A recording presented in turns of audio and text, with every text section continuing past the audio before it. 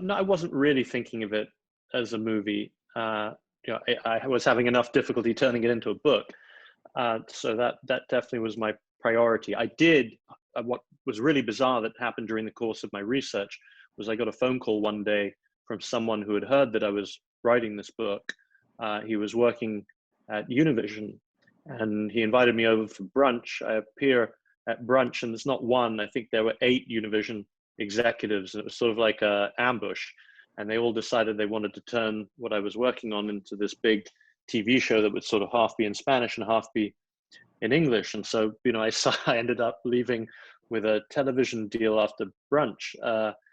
And so I sort of did pause the book for a while, and really bizarre because I hadn't even finished my research, let alone written my first page. And suddenly I'm converting a book that doesn't exist into a TV show that might exist before my book exists. So yes, to a great extent, I was, it suddenly changed the way I was thinking about the project, for better or for worse. And the fun thing about doing that was that all those, this is a nonfiction book. I'm very conscientious about trying to get things absolutely right. This took me 5 years to do, but those rules do not apply when you're turning it into a television show. So all those near misses between characters that happen in real life, you can suddenly, make, harmonize.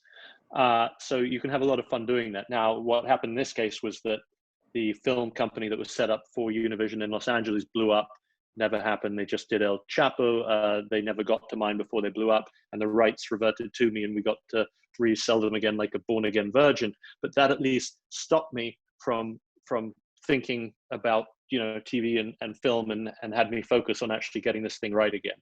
And I think the real kick in the pants for any writer is your editor's reaction when you first hand in your first draft. And my editor was very determined to make me work hard in between first and second draft, because she literally told me, consider this first draft a clearing of your throat. And that's sort of code for, boy, do you have a lot of work to do. And I did. And it was totally fair. I was cramming absolutely everything in.